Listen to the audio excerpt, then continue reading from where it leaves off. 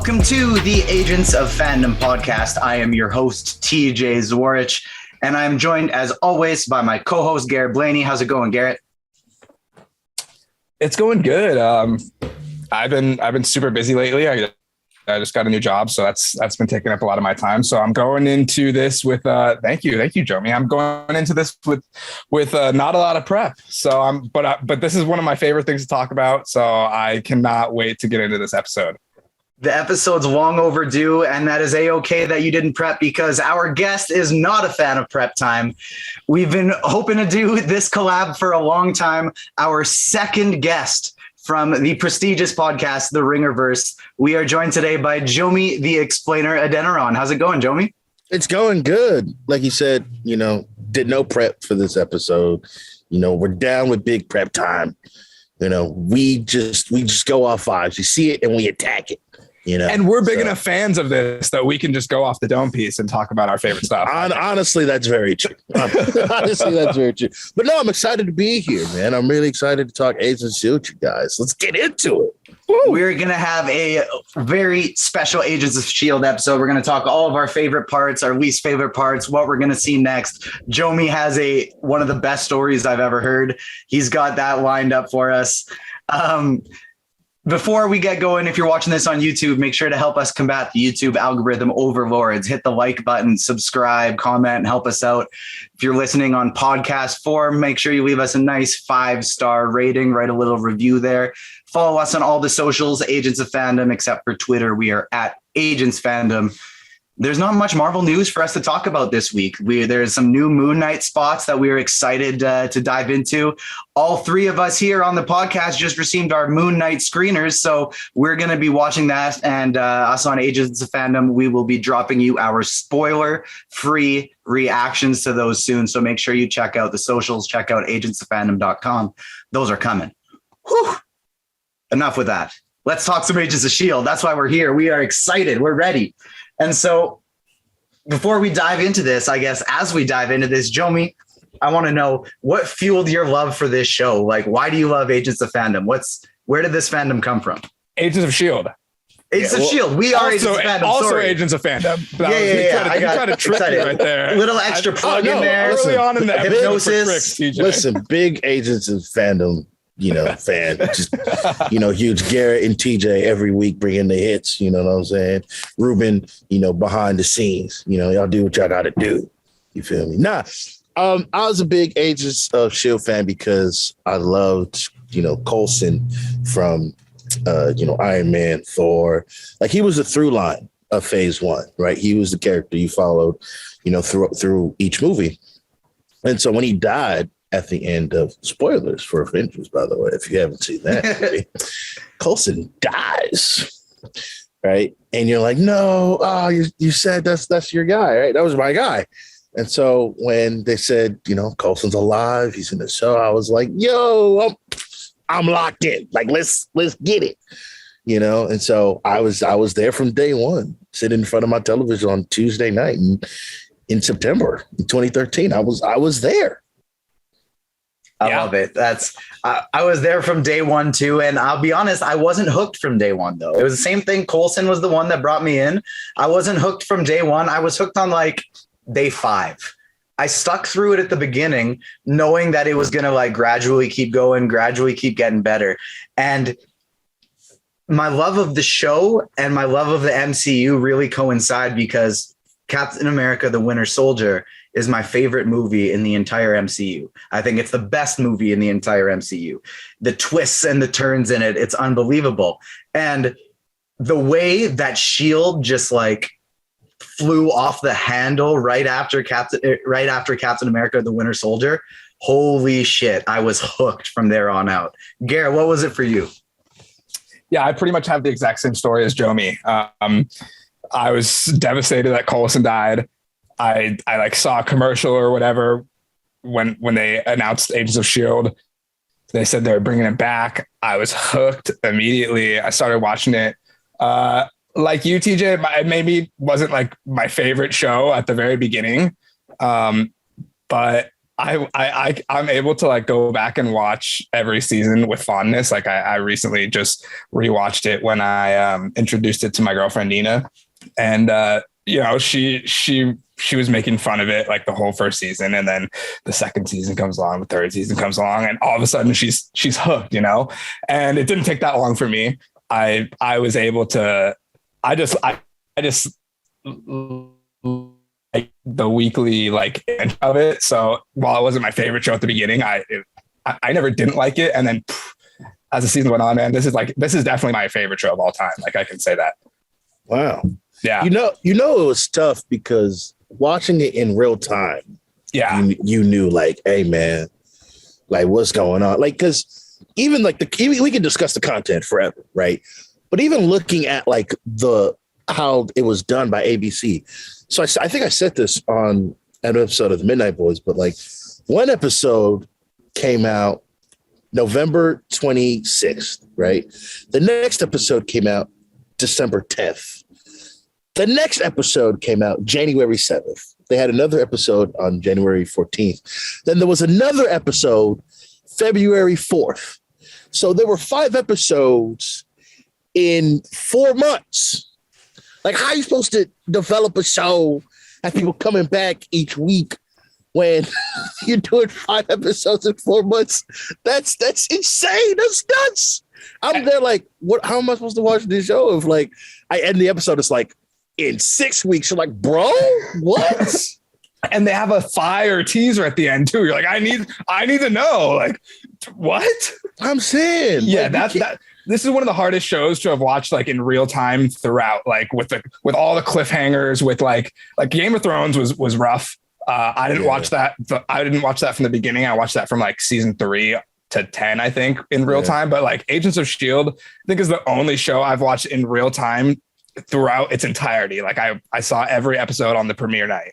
I honestly believe if you watched season 1 of Agents of S.H.I.E.L.D. like in real time, you deserve a senior citizen discount. Like, yeah, for real. Like it was hard. It was tough. It was really tough. And it's definitely a more bingeable show. And Jomi, I'm happy you brought that up because I'm gonna be honest. I don't miss an episode of the Midnight Boys. Pew pew. Like I'm tuning in every week. And I remember you saying that, and like it made me realize, like, as a bingeable show, like it's one of those shows that makes you not ever want to stop, because each one, like you said, Garrett, it ends on a cliffhanger. And so right when my now fiance and I, Ava, started dating, we binged this together. Man. Thank you. It was beautiful. We started watching this because she hadn't seen it before. And I, like the two of you, had watched it like every episode live. Maybe there was in the 136 episodes, maybe there was a dozen that I watched a couple days later online, but like almost like it was all like if I was in the hospital. Yeah. But yeah, it was all like as it was coming out. Right. And I mean, I know, especially there were some big episodes like episode 100 that like you had to watch live. You couldn't just not watch that live. What was episode 100 like for you, Jomi? That's a setup. You're trying to set me up. That was a good setup. That's bait. That's bait. That's points bait. For that bait, though. The following contains major spoilers from the Agents of S.H.I.E.L.D. TV series. That's all right. Okay. Just over here. Yeah, I mean, I watched episode 100 at my crib. That's really the whole story, you know. That's it right there. I was in my house. You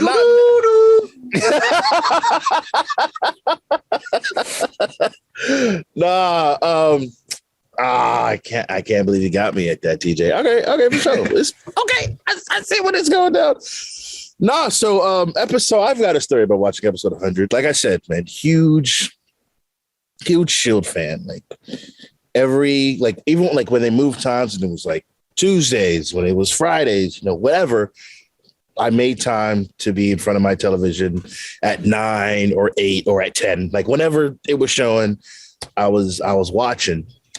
And they had made a big deal about episode 100. Like, Agents of S.H.I.E.L.D. was like, hey, we're doing this big episode. You got to come through, So I had made my whole day around that episode of Agents of S.H.I.E.L.D. Like that was just like what I was going to spend my whole day doing. Yeah, it was an event. It was my event. Yeah, I remember that.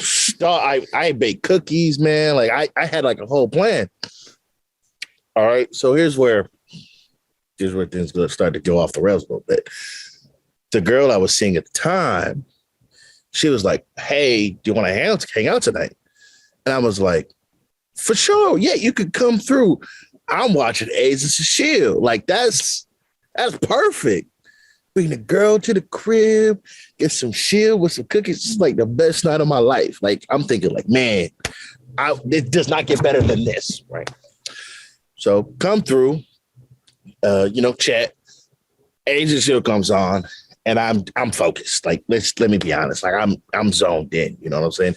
This is the episode, if I recall correctly, where they get married, where Fitz and Simmons finally get married, and they find out. Well, they find out that Deke, I think. Oh no, Coulson tells everybody about his ghostwriter deal. Yeah. And it's a big thing. It's a big This thing. is why fear dimension. It was bait. Don't get me wrong. It was bait, but like I had to bait you into telling this story because you tell it on the Midnight Boys and like you're getting ripped the whole time. Like these guys, especially Charles, are like, you are given absolutely no slack for this, but like we support you, man. Like if we were in these positions, like we would have done the same thing. You see it. You see I would it. have fallen. Yeah. So like it was bait, but we're here to support you. Like I want to make sure you know you are not alone in this. In my head, there would have been like zero chance of like anything going wrong that night. And I think that's exactly where you were at. Well, I was about to live my best life. Yeah, exactly. And that's the episode where they find out that Deke is Fitz and Simmons' future grandchild. So like a lot of stuff happened in that hour of television. Yeah, it was wild. Right? It was crazy. So after the episode, I'm not thinking about nothing except like, man, did you see that? I'm explaining the lore. You know what I mean? Like, all right, so Coulson, Tahiti, that's a magical place. Like, yeah, cool.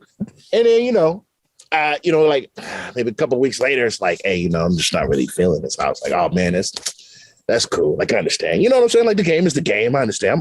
I'm outside. It's cool. And then like a couple, it didn't end bad. So like couple, years later, you get talking. He like, it's like, hey, remember that time where Agents of Shield was popping off? I was like, yeah, that was such a good night. I really had a good time. She was like, I don't know, man. I was, I came, I was trying to hook up, but you wanted to watch Agents of Shield. And, after that, it just didn't really feel the same. So, that's why, we ended things. I was like, really? For real? Oh man. She was like, yeah, man. Like it was, I had planned out and it was in my head. Like I was gonna, but ultimately, it just didn't, you were really into that thing. And I thought, you were into me, but like, you didn't feel like you were into me. So I got, nervous and I just didn't want to, and I was like, dang, that's tough, man. But no regrets. It was episode 100. I mean, it's fine. It's really not, it's not the worst thing. I mean, like, it's one of those things, you tell people, and they're like, bro, like, come on. I should know better. That's the thing, right? I feel like I should have known better, like looking back, it's like, come on, man. Like, you could have found a stream online. You know what I'm saying? Like you could have, you know what I'm saying? You could have signed up for Hulu or something. No. The real red flag here is that she wasn't caught up and ready for this shit with you, and you saved yourself from a future of Agent of Shieldless future. That's what here's the thing. I think part of it for me was like I was very into the live tweeting experience. Like if you search my name and the hashtag Agents of Shield, you will find tweets from 2013. Like literally like one of like if you go back long enough, you can see the tweet I made on the first episode was just me being like, man, I hope the show is good. Whatever, Like I was deep about it. I was locked in, Garrett. From the beginning, man. From the beginning. And so for me I could not like not watch the episode live because part of the experience was me getting my tweets off, watching it live. You had an You know what I'm audience saying? to please. Well, at that time, I probably only had 500 followers. Yeah, well, and all 500 of them needed to know what the hell was going on in Fitz and Simmons' life. Yeah, really. Like that Look, was, that if was the funny Batman thing. taught me anything, it's that if you have a committed 500 followers, you could get stuff done. That's true. Facts.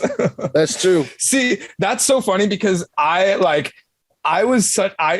that's such a juxtaposition from like my experience with being an Agents of S.H.I.E.L.D. fan, because I felt like I was such a closeted fan. Like I don't think any of my friends knew like how into it I was, and like how much more it made me love like the MCU and everything. And we all just like, I was a freshman in college and we all just like hung out and drank and stuff. And then I would make time to like watch Agents of S.H.I.E.L.D. on my own and like not really tell anyone. So I'm like so happy to finally be able to be like, yes, for all those years I was faithful. Like I made time. I left the party. I did what I had to do. You know, I fucking watched that shit. And so like, that's like the show I grew up on, the show I loved. I've told this story a billion times on the pod, but it's Spider-Man, the animated series. I loved the crossover aspect, how they were always bringing in people from different shows, stuff like that. And that's why the whole is Agents of S.H.I.E.L.D. canon, is Agents of S.H.I.E.L.D. not canon. It doesn't matter to me because I know when it started, it was. I know when it started, that was the intent. And yeah, they obviously weren't, like, you don't have to spin it. Like, they obviously got to a point where they weren't in the writer's room for the movies. And so they didn't know the secrets that were going to be happening. And they just had to do their own thing. And my personal headcanon is that it started in the main MCU timeline and then it veered off and took place in a different timeline. And we're still hoping to see these characters again. We'll revisit that. But that's what made me love this Agents of S.H.I.E.L.D. It's like we talked about the Winter Soldier stuff.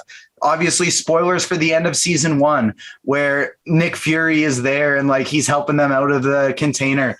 When there's that one episode where they're like sprinting through a building in England, and it's like as Thor: The Dark World is happening, and it's like there's Thor stuff going on in like they like clean up all the wreckage of that. Yeah. Exactly. Like I love that so much, the continuity from that. So Lady that's why Sif. to me, exactly, Lady Sif coming in. That's why to me it doesn't really matter if it's canon or not, because we all know it started that way, and we still have a love for the show, and we can still hope to see these characters again in the future.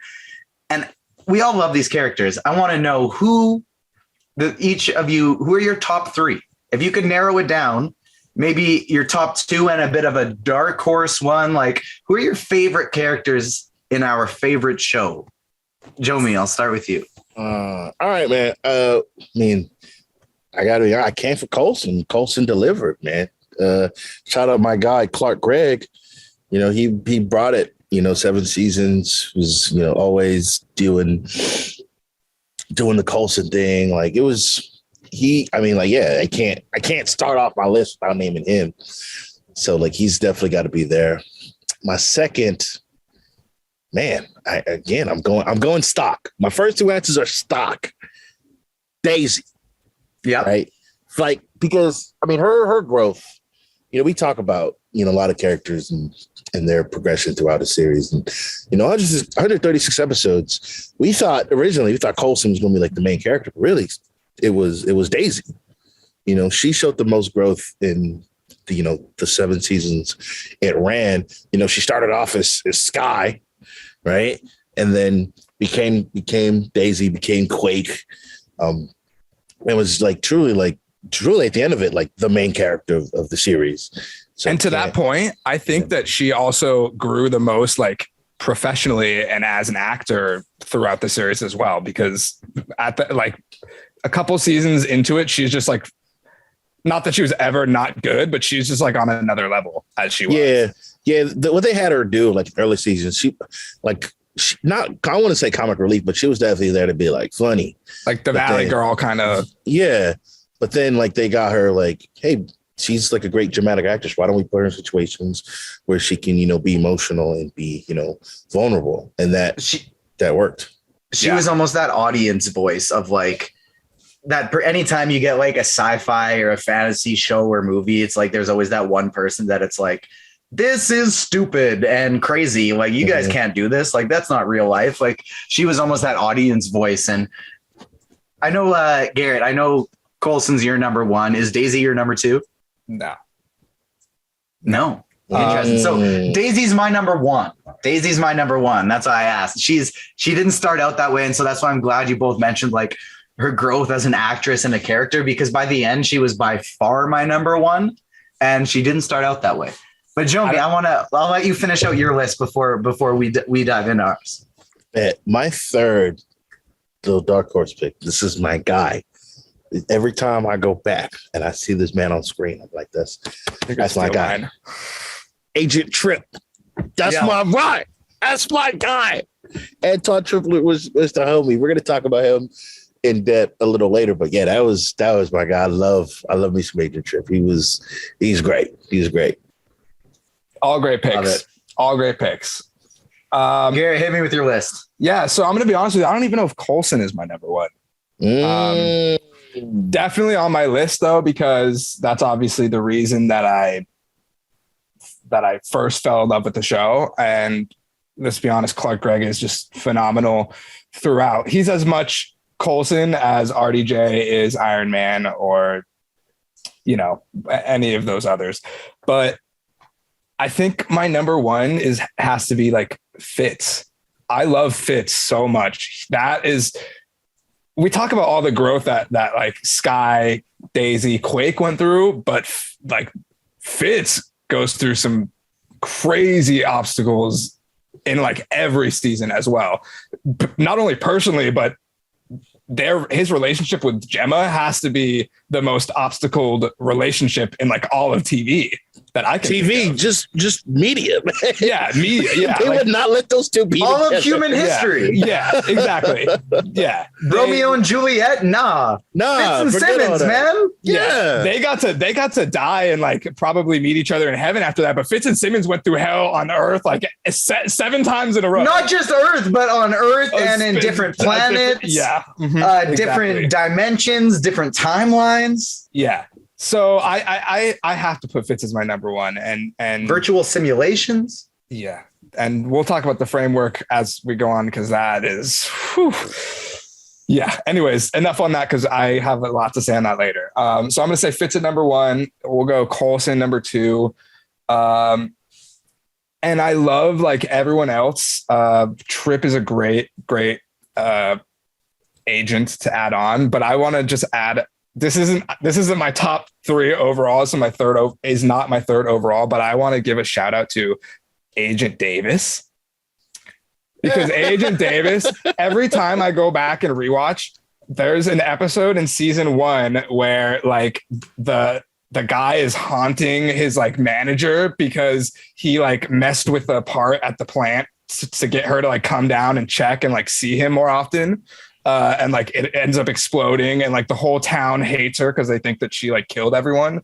And he is there in one scene at the very beginning in season 1, helping out Fitz and Simmons, disappears forever and then comes back as a major character at the end, who spoiler alert, when he died, I was like devastated actually for. So props to the Agents of S.H.I.E.L.D. team for pulling that off. Someone from a background actor in season 1 coming back to just be amazing. So shout out at the end. Yeah, that's going to be my top 3.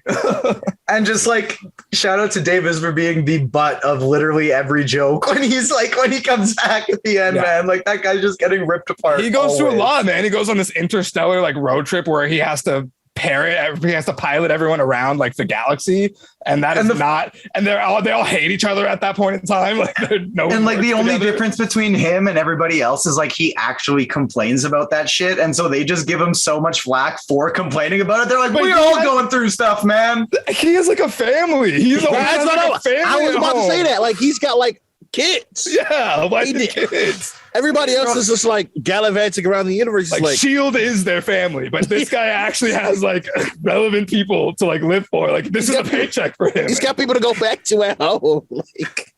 So shout out Agent Davis. How about you, TJ? That's fantastic. I love how our lists are barely overlapping, and I can't disagree with anybody's. So Daisy's my favorite. She's my number one. Just like you my could say favorite. Anyone, and I would not disagree in this show. Yeah. Like my favorite moments in all of S.H.I.E.L.D. are Daisy Quake moments. It's like when she just decides to be like, screw it and just let it loose. Like that's just all of my favorite moments. She's number one. Number two, Melinda May, the Cavalry. Like I just love May so much. This podcast is a Ming Na Wen stan podcast. That's our dream to get her on the pod. Whether it's talking about Fennec Shen, Melinda May, Mulan, like we're here for anything. We just love her. Number three, my dark horse, my just like overall, he's part of all of my favorite episodes for the most part. Like he just comes in at the nick of time, always saving the day. Hunter is just so enjoyable. I love the Bobby Hunter romance. Like it's just fantastic. And the Hunter Fitz friendship is like arguably my favorite friendship in the entire, like not romance, not like father-daughter type thing, but just like unlikely friendship. That's by far my number one. Yeah, that's really beautiful. I love that. Shout out to Mac. Mac. Yeah. I love Mac so much. I feel sad that he's not up here. Shout out Bobby Morse. Shout out Bobby Morse. Love Lisa Mockingbird. Shout out Yo-Yo. Shout out, Gemma. Shout out Gemma and shout out Elizabeth Hendrish. We're trying to get her on the podcast because she just directed an episode of Superman and Lois as well. And we just interviewed Alex Garfin, Jordan Kent from Superman and Lois. So check that out on our podcast feed and on YouTube as well. And it's got renewed for a third season. Got renewed for a third season. So shout out Superman and Lois. And also, Elizabeth. Shout out Deke. I love Deke. Shout out Deke. Yes. Deke. Shout out Deke. Was great. Well. Deke was a great addition at the end of the series. Yeah. Deke did some when they lost Hunter, they needed Deke. Like you need and they brought in Hunter after they lost Trip. Like they need one of those guys who's just like the glue guy. Need a glue guy. Every great team needs a glue guy. I'd trade them all for Trip, though. I'm sorry to say. That's true. Trip is the OG. You can't get better than the OG. I was like actually devastated when that happened. It was tough. Who was the glue guy of the Midnight Boys? Oh, definitely Steve.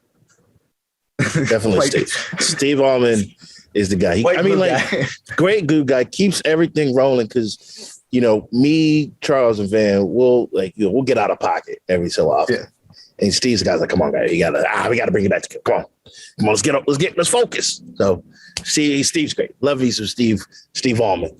It was hilarious in the street level superhero drafts when you guys are just like riffing off of each other and then it just cuts out and you just hear Steve in the most professional voice possible as if he's doing an ad read. Due to the length of the conversation, I had to pare it down. Because look, to pull back the curtain, we had an idea of what we wanted to do, but then like any conversation, right? You start to think hey, what about this? Oh, what about this? Da da da. And so, what was supposed to be maybe 45 minutes turned into, I'm not gonna say 90, but maybe 75. You know what I'm saying? We need the uncut dropped on a slow news week. No, you don't. Director's content week. We need that dropped. Director's cut. You don't want. We need a Midnight Boys Patreon for just the uncut episodes. No. We trust Steve. Steve is the best. So whatever he says goes. That's why he's the go-goo guy. We got one of those too behind the scenes. That's Ruben, except I got to admit, Ruben is an absolutely amazing glue guy, but I got to admit where Steve prevails that we need improvement from Ruben is when we start saying dumb shit. We need Ruben to get on the mic louder and be like, that is enough. Stop it now. And Steve is the best producer in the industry for that. Ruben, we need some more of that out of you, man. You're the best graphic producer in the industry, but we need some more of that. Ruben, you might have to edit less arguments between TJ out of the podcast if you just cut us off and be like, hey, Garrett, you're actually being dumb and you're wrong. then we would not have had that 15-minute back and forth that ended up just having to be cut out of the end result. So before we do that for too long now, let's get into our favorite seasons or just story arcs. Now, we might as well do story arcs, not seasons, because some of these seasons had like 8 different ones in the same one. So what are your favorite story arcs throughout Agents of S.H.I.E.L.D.? Jomi, hit me with yours.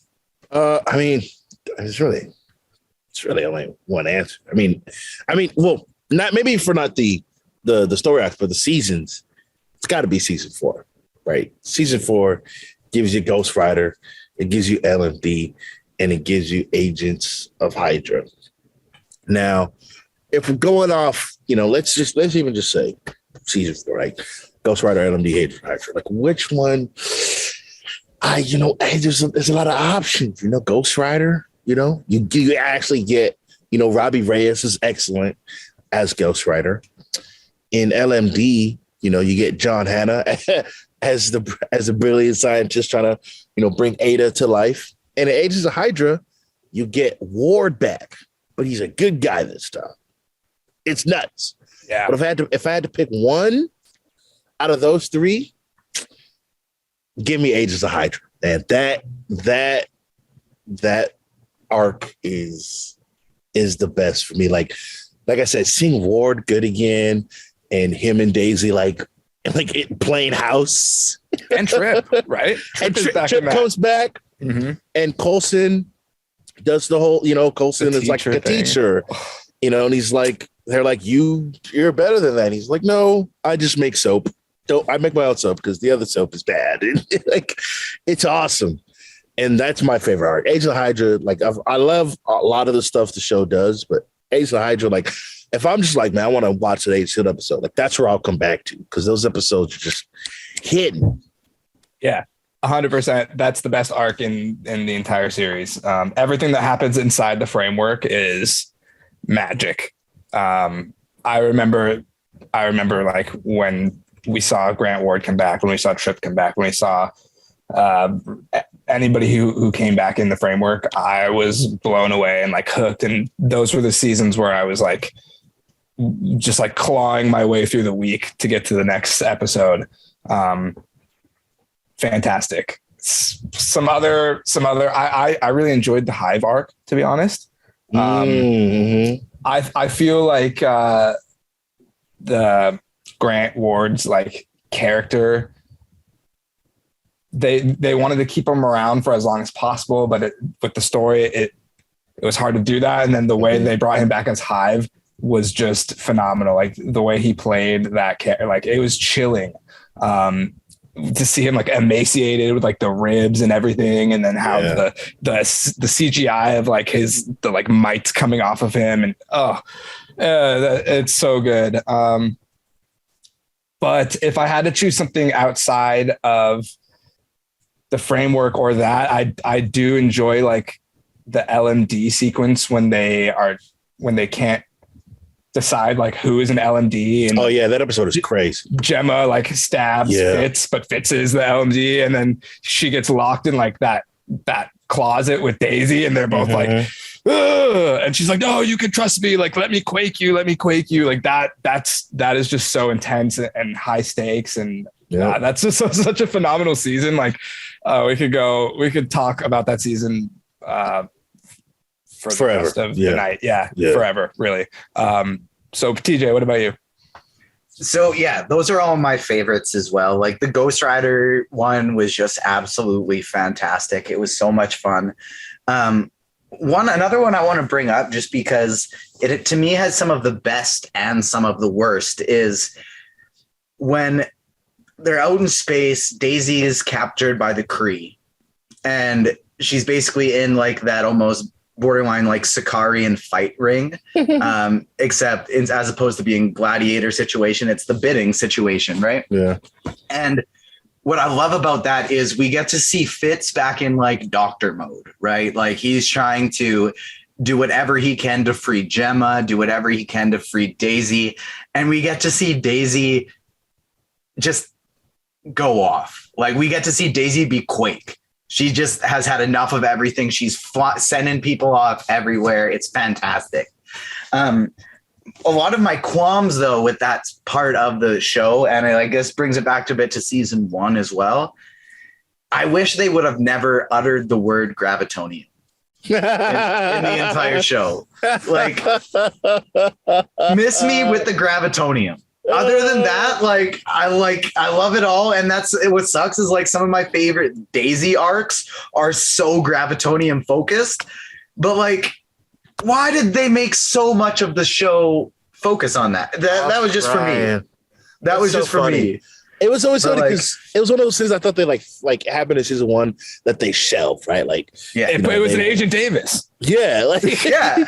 I was like, we're never coming. Like, later, we're never seeing that again. And then all of a sudden, when they go to space, it's like it's the most important thing. It's the most important thing. It's in Deke's belt. Like, that's what controls the universe. And you're like, oh yeah, remember they had that guy and he got sucked into gravitonium. Whatever happened to him? Who cares? He's just in everyone's heads now. Like, yeah, with them. You had to be like 10 toes down, to know all about that. But yeah, like they reached back into their bag of tricks and brought that back.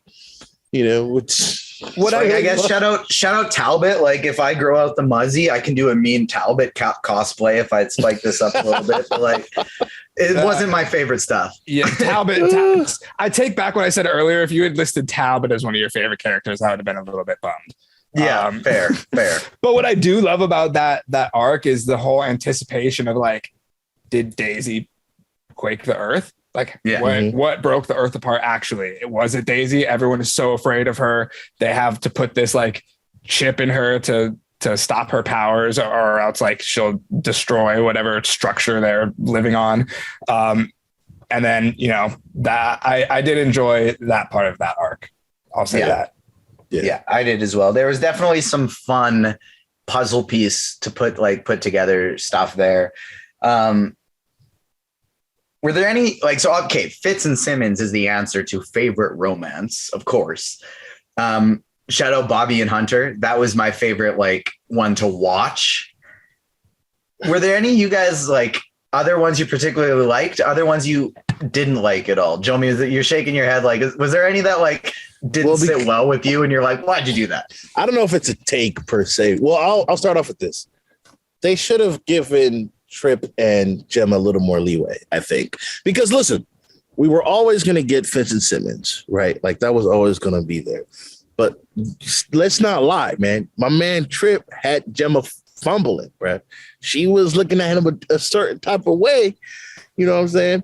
And that never really. I was looking to see a little more out of that. You know what I'm saying? I would have liked to see maybe they go on a little date, share a little red wine, you know what I'm saying? Eat some pasta, share, talk about, man. Bake some cookies. Hey, man.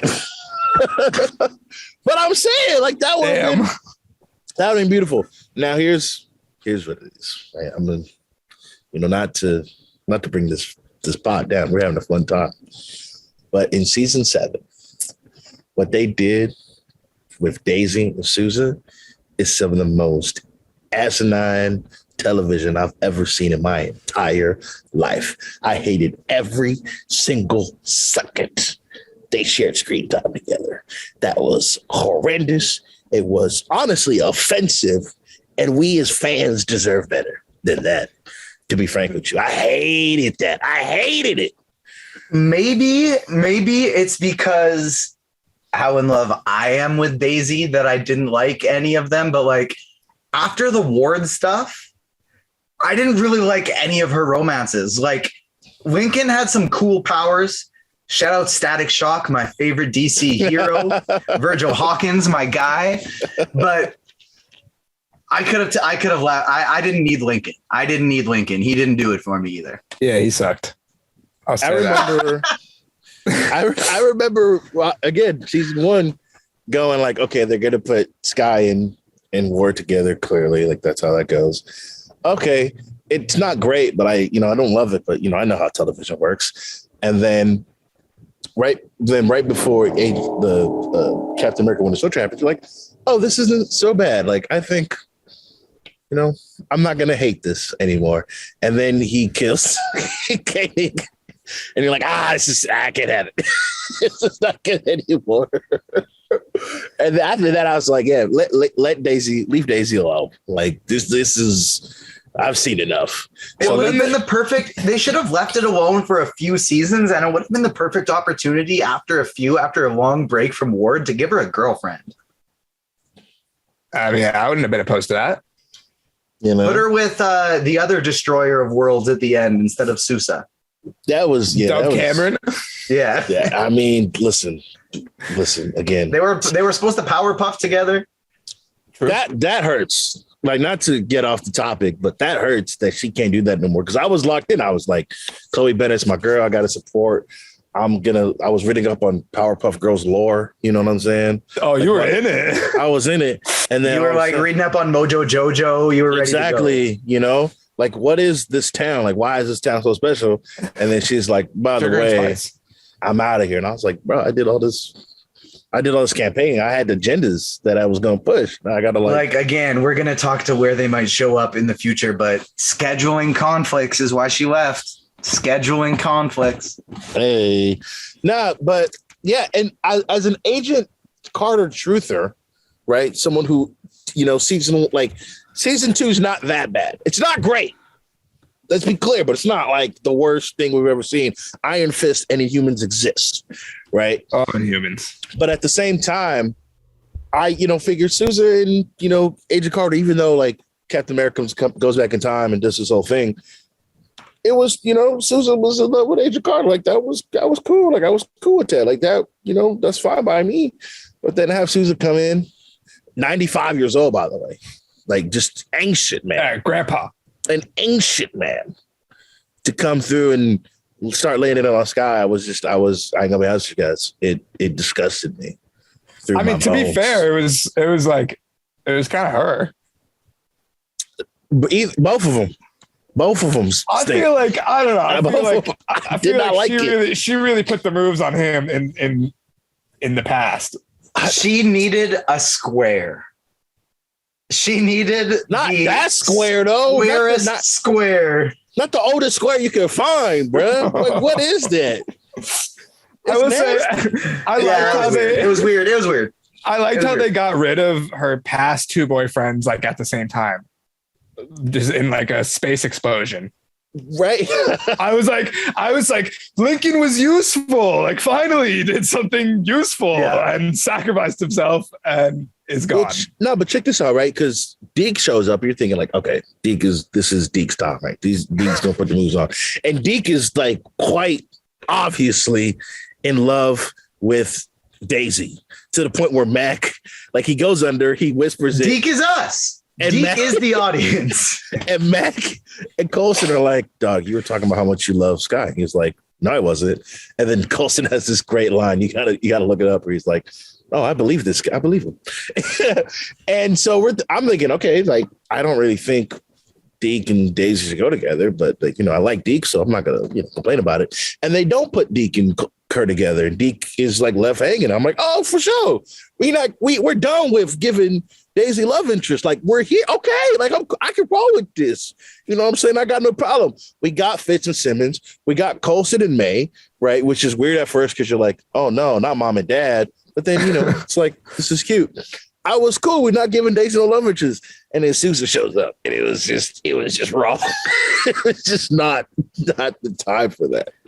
Speaking of someone showing up in that last season and kind of mucking some things up, I kind of felt that way about Yo-Yo and Mac, about that random new agent guy that she was dating for a little bit that got smoked by the he had to die. The strike. Oh, I mean, he had to go. Yeah, we needed to go immediately. Yeah, we needed pack watch for him like as soon as possible. It just wasn't gonna go down like that. Like, I hated that. I didn't even want that detour. Like, don't even give them that detour.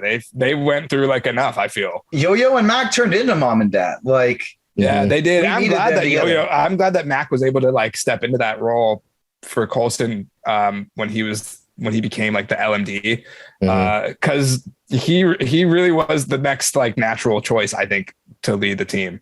Yeah, and shout out to the actors who played Mac and Yo-Yo, because that Henry Simmons, the end of that framework arc is just beautiful and heartbreaking. Like, we might as well talk about most heartbreaking moments of the show right now. Like that was probably up there for me. Mac having to leave his daughter. Like, I think that might be my number one. Like, what about you? What about you guys, Jomi? What's up there for you? Yeah. Shout out Henry Simmons and Natalia Cordova-Buckley. Man, they were in their bag there. For me, I mentioned him earlier, but Trip getting done in by Terrigenesis in season 2 was that was tough. I'm not gonna hold you guys. I can tell you, I was still in college, right? I was watching it on my big TV, and I was standing up, right, because I was scared, right? I was scared, and then I saw him down there. You shouldn't be down there.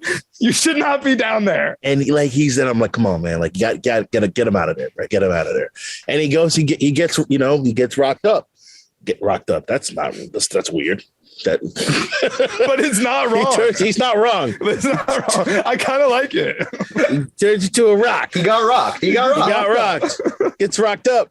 And you're thinking, like, okay, he's not dead, right? And then you see, Sky at the time is still looking at him, and then he turns into dust. And like, I fell to my knees. I just fell to my knees. I was just like, no, my guy, he's gone. That was hard. You know what that moment really was? Hard. What that moment was is, it's like when you're watching a football game and your team fumbles. Like, when your quarterback gets picked off and there's no flags on the field, like, it's just immediate, like, damn, I'm done. They got picked off. This really sucks. When there's a fumble, you have that moment of like, damn, did my team get on that ball? Like, we might still have it. When he goes through that Terrigenesis and he turns and he gets rocked up, and you have that moment of like, he might get powers. He might, like, something might come out of this. Like, he might get some, oh God. Oh no, the other team has the ball. Like, oh, he's done. Like, it's just like, it's even worse because it brings you up for a little moment. Like, it gave you hope, and then it takes away all the hope. I'm going to be honest with you, bro. That sports analogy did not hit for me. I understood it, but I've seen many fumbles come and go. My team's lost some games. I've seen some. I've won some national championships. I've lost some national championships, and none of them hurt as bad as when Trip died. Man, that was not deep enough. Wait, what team do you rock? What team do you support? Roll Tide, baby. No, Van and I are gonna have some issues on that. But I'm an alum. Well, technically an alum. I went there for like a long time, but I didn't graduate. But I rock. Okay. I would. Yeah. It feels like, like it's like when you have like a comeback attempt. You know what I'm saying? You're down 3. That was like kick 6 left. When Auburn beat us on that's what that was. If that was the sports analogy you made, it would have been as devastating for me. It's like, well, it's because it was the point of it. You have to get the hope. Yeah, there's got to be hope. So, okay. And then I'll give you. Shout out to my Canadians out here. I'm at the Grey Cup. Canadian football. Yeah. So I'm Canadian. I'm Canadian. I'm from Saskatchewan. Go Riders. And I'm at the Grey Cup. And there's a 45-yard field goal attempt with no time left on the clock. If I drove 6 hours to go to watch this. It's an outdoor game. It's 25 below outside. Like, it is freezing. I'm like 12, 13, 14 years old at the time. And field goal misses. Crowd goes wild. We win. Flag on the play. Too many men on the field. And the ball gets moved up 10 yards. And the guy hits the next field goal. We lose. I got to walk back to the car crying for 45 minutes. We drive back to my aunt's and uncle's house, another 45 minutes just to drive home the next day. It was devastating. That is equivalent to the pain I felt when Trip died. But since Jomi used that as his moment, I'm going to come up with an honorable mention just so that we can have 3 different ones, because I feel like there are enough sad moments in the show for us to do it. And so I'm going to say The Spy's goodbye was a very heartbreaking moment for me. Yeah. Goodbye to Bobby and Hunter. Yeah, that was tough. That might be my number one. That was hard. It's great though, because they got a spin-off show and wait. Oh yeah. Exactly. They didn't get a spin-off show? That's what makes it Steve's in your ear. Steve's in your ear. Oh, my fault. I thought that was why they left. Thought it was to get a spin-off show. That's my fault. Please continue. The spin-off show was called Hawkeye. And we got and then we got it 8 years later. Agent Bobby Morris and her watch. Yeah. That was tough. The Spy's goodbye hurt. If that's yours, TJ, then I think another one that was really sad was Fitz dying. That was, or Fitz getting and going in his coma in the first season when they got dropped to the bottom of the ocean. That shit had me sad too. And then he has to his brain is fractured and he's like seeing the visions of Gemma, but she's really undercover with Hydra.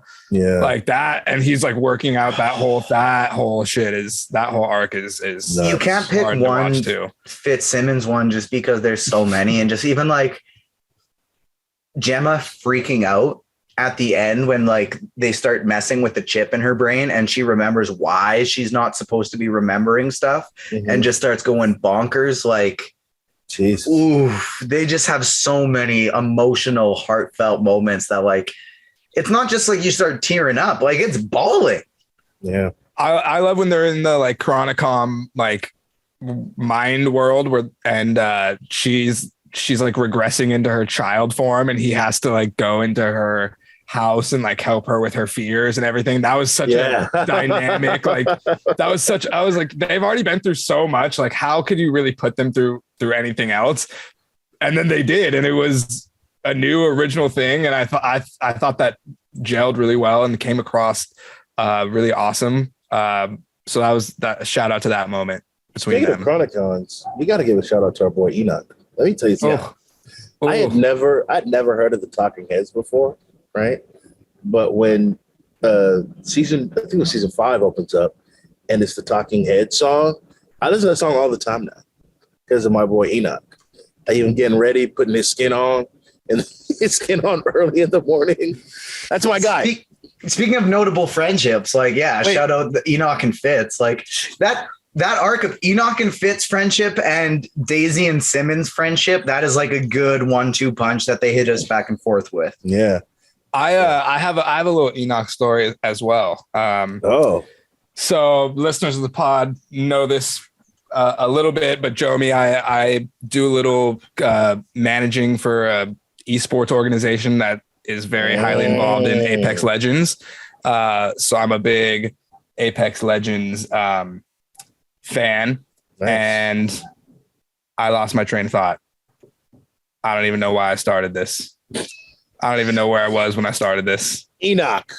Enoch, I told you I was stepping away from the screen and I distracted you. Yeah, you did distract me. I read your message and distracted me. The other funny thing, I mean, another sports thing. We've been talking about sports. Oh, you're gonna distract me again, bro. Too.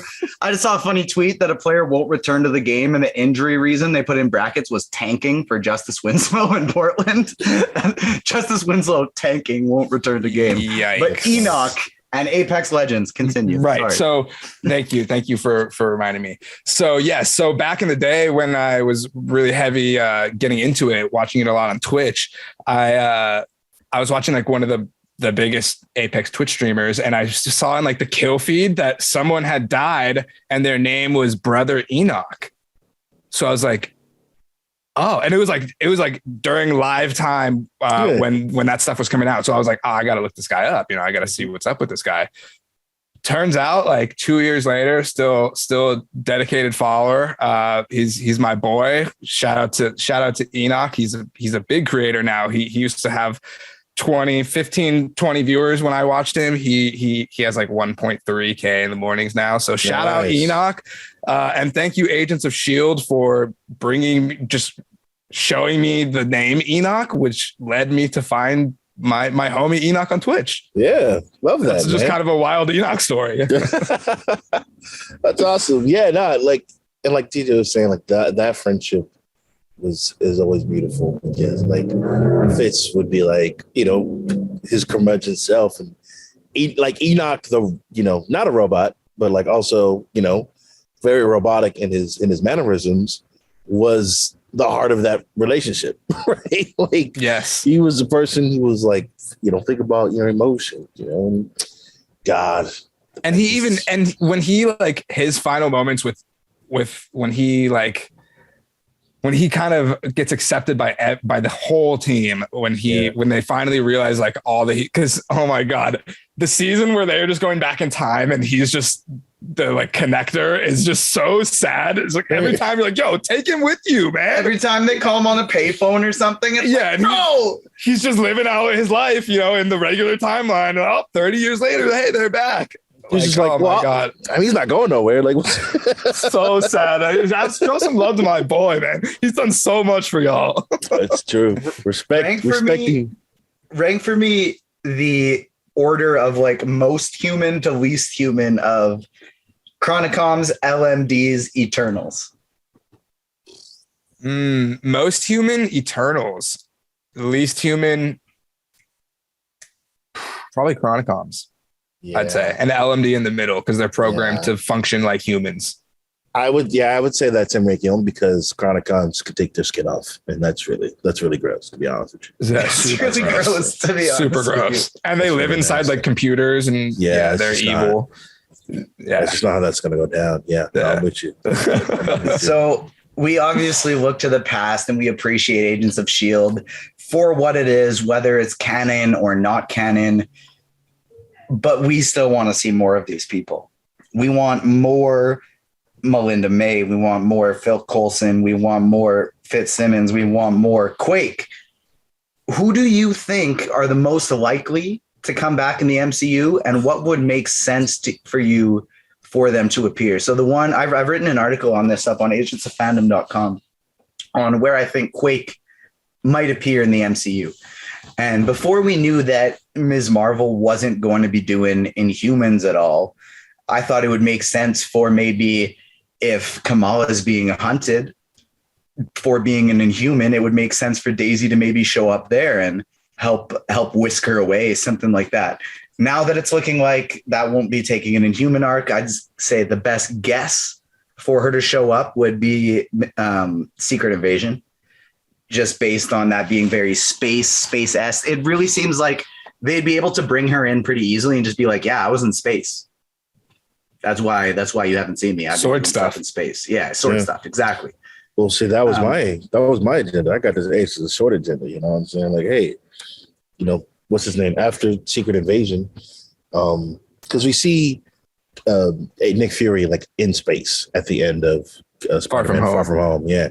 It's like, what's he doing in space? Who's with him in space? You know what I'm saying? Like, I think, that would be an interesting place to see any of those characters, really. But I think your instincts are right, TJ. Like, Daisy's probably the best person to bring back. It just makes the most sense. The other one I think that would make a ton of sense would be Robbie Reyes as Ghost Rider. Oh, yeah. Like, if they bring, he was fantastic as Gabriel Luna was fantastic as Robbie Reyes. And if they bring him back, that doesn't mean they can't do Johnny Blaze. Like, there was Oscar Isaac recently in a Moon Knight interview was talking about how Midnight Suns would be in something Spanish. he'd love to do in Spanish. And that may have been even a bit of something he shouldn't have said, because he brought up the Punisher and he brought up Daredevil. These aren't your typical Midnight Suns roster, but these could potentially be people that could be sneaking themselves into the Midnight Suns roster in the MCU. So give us some Ghost Rider. It's time. Is Matt Murdock too religious to be a Midnight Sun? He doesn't fit that roster to me at all. No, not at all. There's no way. Punisher, Ghost Rider, Blade, Moon Knight, You know, like Black Knight, like Black that's Knight, like that's a squad. Yeah, that's a squad. but Daredevil it doesn't fit. I like Daredevil's Elektra grabbing everybody, over don't Daredevil. kill. Daredevil's grabbing everyone, don't kill. Like, Yeah. Could you imagine Moon Knight? When Daredevil's like, "Hey, we don't kill people." It was like, bro, are you serious? Tripping? Because I kill people hard. Like, I kill people all the time. I'll kill you right now for saying that. Like, I don't just regularly kill people either. It's like it's like my whole thing. Like my whole thing is like I want to kill people in the most brutal way possible. You know what I'm saying? Like our views are really just not online. I don't think you're really good fit for this team. Thank you for coming out. But ultimately, I think we should go in a different direction, Matt. Maybe I'll catch you at an Avengers meeting sometime or if New York's in danger. Please call me. Like I'll be there. But as for this team, I think it'd be better served if you take your things and left for the night. Go find the Defenders because this isn't your spot, man. Go. Luke Cage don't kill. Iron Fist don't kill. This is a little different out here in these streets. Yep. You know, that actually is an interesting team. Like Blade, Black Knight, Punisher, Ghost Rider, Moon Knight for Midnight Suns. Like, would you want to see like a film, or would you like to see like an 8-part Disney Plus series? I think Disney Plus. Like they got 5 Werewolf seasons. by Night, like Werewolf by Night 2.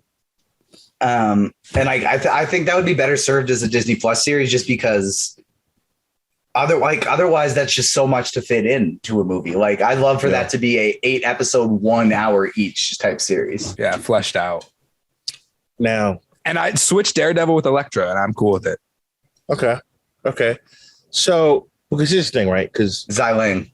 They put all the Netflix TV shows on Disney Plus, including Agents of Shield and Agent Carter. Or I think Agent Carter's already there, but on Disney Plus. Like, I feel like Midnight Suns. It doesn't need to be like super gory, but it's got to be like dark, right? Like the tone has to be like, kind of grimy because it's the Midnight Suns. You know what I'm saying? Yeah, like we'll get a taste for how we're all going to be watching Moon Knight after this within the next at least within the next couple days. So we're going to be getting a taste for how dark Disney's going to take it with their original content here.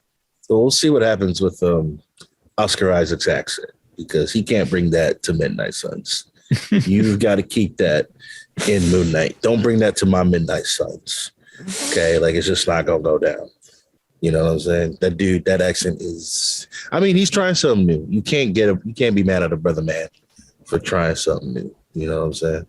I'll wait till I see it, till I fully see it instead of 30-second snippets. Shout out our brand new social media coordinator, Layla. You can find her on all socials at FalconsNat. She's from the UK and she's the world's biggest Oscar Isaac stan. So we'll get her to critique. Please. The Oscar Isaac accent. It's going to be incredibly biased, so probably don't believe it. Well, I mean, British people, they hate when people mess up the accents. Like it's like a real thing. Yeah, but I think that he could literally murder her mom and it would be cool. Bold choice of it was a bit of a drastic example, but I mean that's just how deep it goes, right? Yeah, Ruben, these are the times that you're supposed to be like, all right, guys, pull it back. So anyways, Ruben, I like this. Let him go. I think Let it flow. I think a possible character to show up in another property, because they have already, since Agents of S.H.I.E.L.D. ended, would be Coulson. We've already seen him in Captain Marvel, so there's no way that he couldn't be brought back in some kind of flashback sequence relating to that. But I just want to say, on behalf of all of us Agents of S.H.I.E.L.D.'s fans, especially those like us three who religiously watched from the beginning, who dealt with those weird breaks, the weird gaps, all the cliffhangers, everything. We realize, we understand that at some point the path deviated and we're no longer on the regular timeline of the MCU. But there's been some crazy rumored cameos for Multiverse of Madness. Possible spoiler warning for Doctor Strange in the Multiverse of Madness. TJ, you wrote an article on one. If we get a Black Bolt in Multiverse of Madness, if we get a Black Bolt from the Inhuman show in Multiverse of Madness, and we don't get someone from that show, even just for a quick second. You don't have to say they're part of the universe. You can say they're in another multiverse doing whatever, but they were in the universe at one point. Like you said, TJ, it was in the blueprint of the show to go along with the narrative of the MCU. This is the perfect opportunity to literally just, you could make such a massive fan base so happy with a couple seconds of cameos from the show. And we deserve it for all that we went through in the watching process, all the years. You're absolutely right. Like that is 100% a place where we could get some of these things. And I don't know, just because of the ending we got with Coulson, I don't know if I want him brought back, but what I do really want is to be acknowledged to someone that he didn't actually die then. Like when I was watching Loki, I was hoping so badly that we could get like oh yeah, no, he didn't actually die there. Like just when they were looking over the scenes at Coulson, like I wish the TVA, like Owen Wilson could have said that to Tom Hiddleston or something like that. I think that would have been fantastic. But Multiverse of Madness is definitely a spot that people could be brought in as well. This is what I'll say. If we show up to Multiverse of Madness and we get Inhumans, like in the MCU proper, before we get Agents of S.H.I.E.L.D. in the MCU proper again, it's gonna be a problem for me. I'm gonna have to see Kevin Feige outside. Like, come on, can Kevin Feige fight? Let's find out. Let's find out. I don't know what a man talking about. No, but seriously, I would love to see like some acknowledgement of it. You know what I mean? Like we already know, like Sam Jackson showed up, right? Like there's no doubt about it. You know, at some point the story was going concurrently with the MCU. But it would be nice, to see some validation that like, yeah, remember these guys? And I saw a story the other day, and I just looked it up right now while you were talking, and it was about Daniel Whitehall, who is a Hydra leader in the show. Yeah. If you guys don't know, not you guys obviously, but any listeners. And there was a picture at one point in Endgame with some Hydra leaders on it. I think Von Strucker and someone else that were actually in movies. And there was a cut of the movie that had Daniel Whitehall on that screen. And then they cut it. Well. And then they cut it to to not confuse people more. Give us that shit. They're so close. They're literally so close to just recognizing it. And they used to in Shield, in the Avengers, where they have the world leaders there. One of them is the Hydra guy that ends up being Malik. One of them is Malik. Yeah, Malik. Yeah, yeah. One of them is Malik, and so they give us that in the early stuff. Obviously, it deviated away. Like we're all adults or smart kids here. Like we get it. We understand. You can just be honest with us that Endgame and Infinity War were wild secrets. We couldn't let them in because we didn't want it to get spoiled. Super fair. We all know that it deviated away. That's fine. They went through different timelines and stuff like that. It's very easy to just say, yeah, they veered onto a different path. Give us something. It's such a beloved show. Throw us a crumb. Exactly. Yeah. Just crumbs. That's all I asked for. Yeah, and getting articles like this means we were literally so close. So close. That makes me hold out hope for the future. Yeah. Soon. Hopefully soon. Before we get out of here, Jomi, thanks so much for joining us. This has been absolutely fantastic. One of the reasons I was so pumped to have you on is being an avid Ringerverse listener. I know we share a lot of the same agendas. Whether it's Agents of S.H.I.E.L.D. or Young Avengers agenda, I know I'm not as big of a Young Justice fan as you are, but I still love the show, and so I get hyped every time you talk about it. We share a lot of the same agendas, so I was pumped to have you on. If you got any others, get them out while we still have you. Oh man, I mean, we would be here a lot. Listen. I have an agenda for agendas, right? Agendas are great. It's lying, but you're lying, so it's okay, right? It's like I gotta put on for my peoples, right? One agenda that I will bring to this pod is when we talk about, we talked about Captain America, the Winter Soldier today. Let's talk about Captain America Civil War for like 1 second, right?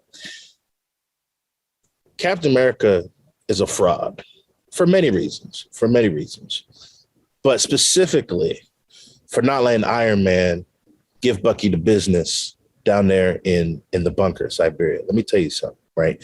We all saw No Way Home is out on digital right now, right?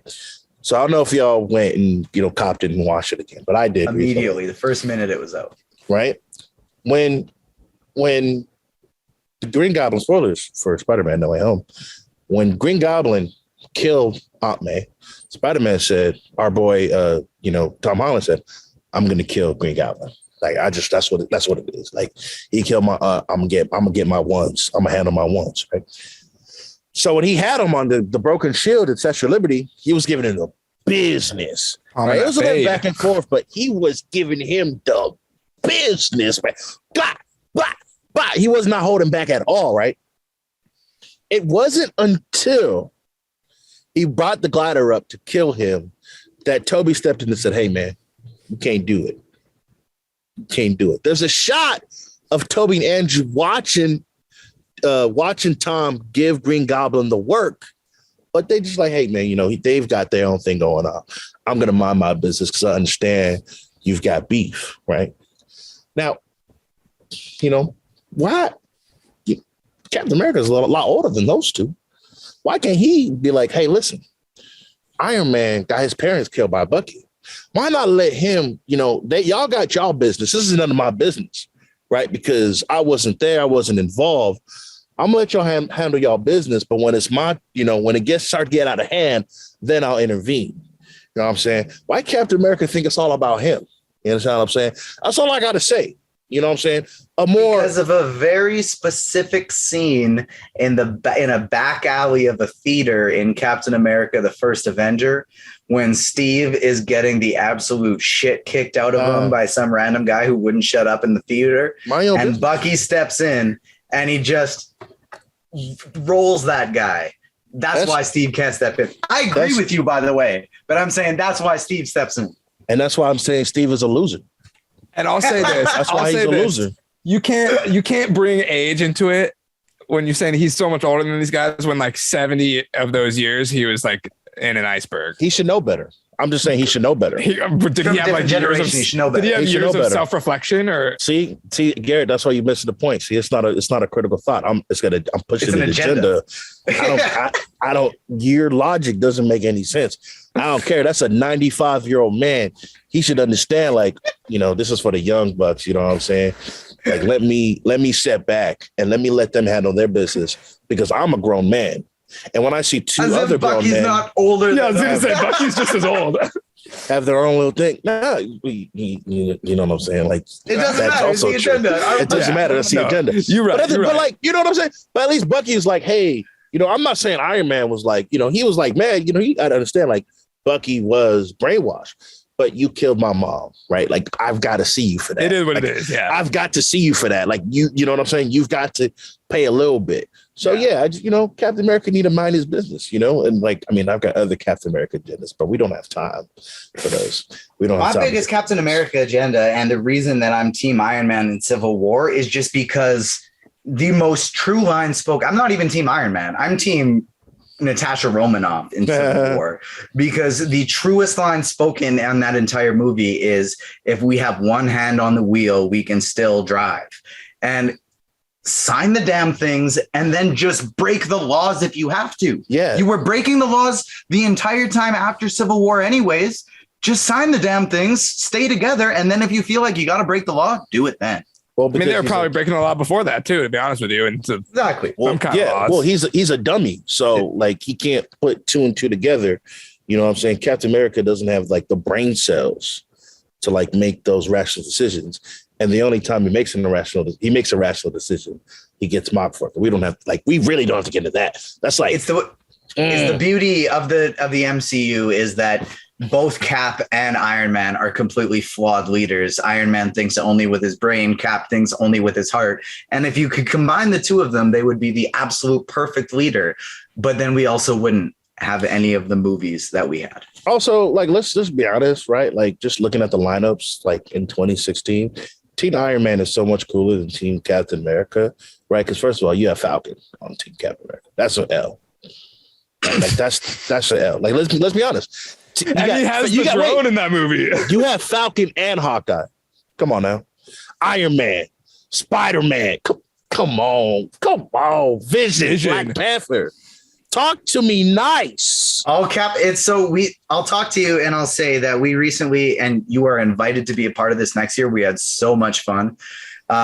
We had the Agents of Fandom Marvel Madness. And so we ran a March Madness style bracket where we had 16 of us from a bunch of different outlets in this industry. We drafted Avengers style teams and people voted for who they thought would win in a fight. And is that what they voted for? Well, that's what they were supposed to vote. Is that what they voted for? That's who they thought would win in a fight? Because I got some bones to pick the team that won it all was not a well-balanced team. It was not a well-drafted team, but it was led by one first overall pick, Wanda Maximoff, the Scarlet Witch. And that's what Team Cap is in Civil War, is they got one heavy hitter, and that's it. But at the time, she wasn't even like outside. Yeah, at the time, she wasn't that. Yeah, you know at the time, she wasn't. And she was stressed because she just killed that building full of people. Yeah, if you ask people now, they'll be like, yeah, but like, just looking off, like, what she was doing back then, it wasn't like that. You know what I'm saying? Yeah. It's like, like Drew Brees in San Diego, he put up good numbers, but he wasn't the Saints, dude. He wasn't putting up 5,000 passing yards a game. You know what I'm saying? I almost wore my Chargers jersey tonight. He was in his last season before that injury when they let him go. Oh, that's true. Yeah, but you don't think of Chargers Drew Brees. You think of Drew Brees. You think of Phillip Rivers. So yeah, 100%. I agree with you. The only reason Jim Harbaugh. I mean, I'm keeping this going just because I'm having fun shooting the shit. This is good.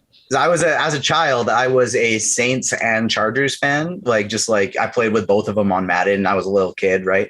And one of the reasons I liked the Saints better, but the reason I loved the Chargers was Drew Brees and LaDainian Tomlinson.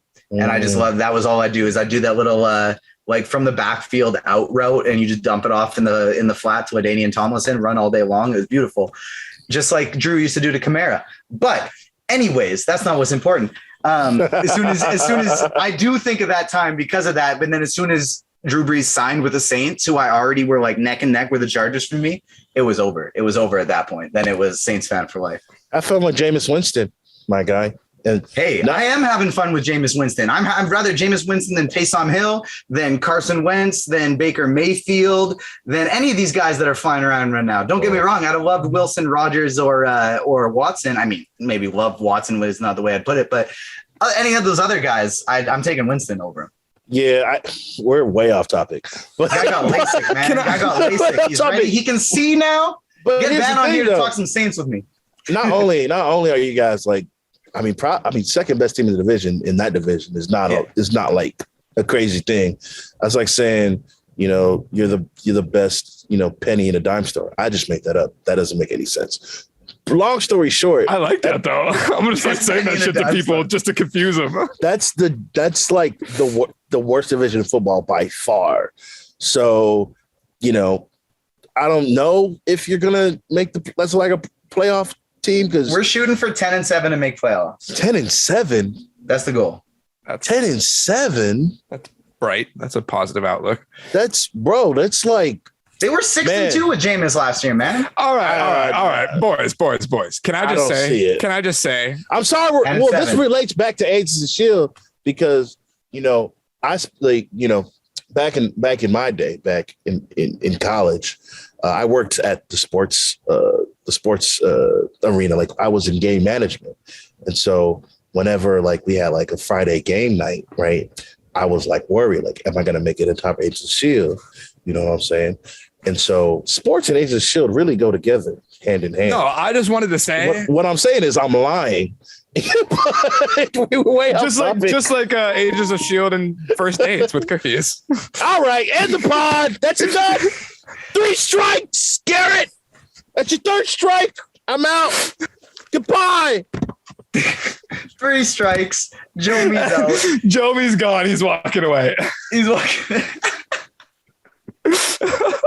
We didn't give him enough prep time to prepare for those cookie jokes that were going to be coming in. But for real, Jomi, thank you so much for coming on. This is our 2nd Ringerverse collab. We are still anticipating the inevitable Agents of Fandom versus Midnight Boys Midnight Court. That's overdue. It's due. Good luck. We might have to get an Agents of Shield one where you join our team and we go toe to toe with Steve Charles and Bam. Oh, they're not gonna like that. They're not gonna like that one bit. Like that. But for real, thank you so much for coming on, man. This has been a blast. Of course, guys. I really appreciate you guys having me on. This is the part where I plug my stuff. Is this yeah. Part? Just that part. I got a book coming out. That's a lie. No. Yeah. I mean, you can follow me on Twitter, Instagram, TikTok. I'm everywhere at Jomi Adeniran. Please follow the Ringerverse on all socials, on Instagram, Twitter. We're on Reddit, and we have a Facebook group. We're also on TikTok now. I've been plugging this episode on Agents of Fandom on the Ringerverse Facebook group all week. People have been excited to hear some Agents of Field talk. Nice. They're gonna love the football talk at the end there. And yeah, man, because the social media is my day job. That's what they hired me to do. So if you guys could follow, like, and comment on everything, that would be great for your boy.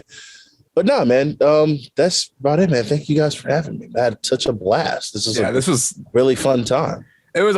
We're like, we named ourselves after Agents of Shield because we're such big fans. So this is like the first time we've really been able to like talk about it for a long period of time. So it's been a nice outlet for us. This has been really fun. Thank you guys so much. And I echo what Jomi said. We've said this a lot since the beginning of our podcast. We're so thankful to have we had Charles on in the past. We're so thankful to have Jomi on now, because the 2 podcasts that really inspired me personally to start wanting to do this was the pandemic began, and the Ringerverse and Phase Zero were the 2. And I mean, to be honest, I went back and I watched old binge mode ones with Mal and Jason too. And I love the stuff that the guys at the Direct do as well. But like, those 2 podcasts really carried me through the early dark times of the pandemic. And that made me want to start doing this, is because I was sitting there listening to you guys on the Ringerverse, those people at Phase Zero. And I was just thinking like, damn, I want to be part of these conversations. Like, these people are sweet. I want to have these conversations with my friends as well. And so you guys inspired me to do that stuff, and follow Ringerverse and Jomi on Twitter. They're some of my all-time favorite follows. You can hear some crazy stories from Jomi. You get to hear him talk shit about how bad the Lakers are, see him get hyped up about Matt Ryan this year, only to be inevitably disappointed at the end of the season. It's a good follow. It's a good follow. It's worthwhile. See, now you've outed me, because I was, we talked about Agents of Shield. We've been here for like an hour and a half. I'm just trying not to stop this because the Lakers are playing right now. And if I stop talking to you guys, I have to turn on the TV and watch them play. And I just really don't want to do that right now. I'm a Lakers fan too. So LeBron's not playing. Wait, you a Bama fan and a Lakers fan? Son, we need to. I'm in Southern California. Southern California. Grew up liking the Lakers, went to college at Bama. You can't talk shit on either of those. Those are both very legit reasons. I don't know, man. I don't know. Look a little sus, look funny and light, Garrett. Yeah, I forgot to tell you, I also like the Patriots. All right. I'm kidding. That was a joke. That one's a joke. That would actually make sense, though. A lot of people out here are fans of every team because we didn't have ones for such a long time. Everybody, ask anybody from LA, they're like, oh, I'm a Bears fan. Oh, I'm a this. They're like, how? Just because we didn't have a team for a long time. No, I rock with the Rams. That's for sure. That's what's up, man. This was really fun, guys. Thank you so much. Yeah, man. Thank you so much. Thank you. So follow Jomi on Twitter, follow the Ringerverse on Twitter, follow us. You can find me, TJ_Zorge5. You can find Garrett at Real Slim Blaney, at Agents Fandom on Twitter. If you're watching this on YouTube, you like, subscribe, comment, hit us up on all of our socials, share Agents of Fandom. We got tons of awesome content in the past with our Ms. Marvel trailer breakdown, our interview with Alex Garfin from Superman and Lois, as well as I can announce today, I can't say with who, but we're going to have some exclusive Ms. Marvel interviews coming up in May once that junket starts firing up. So we got tons of stuff coming. Make sure you follow us on the socials, follow us the podcast. For myself, for Garrett, for Ruben, for our wonderful guest Jomi, that'll do it for us today. Peace. Peace. Peace.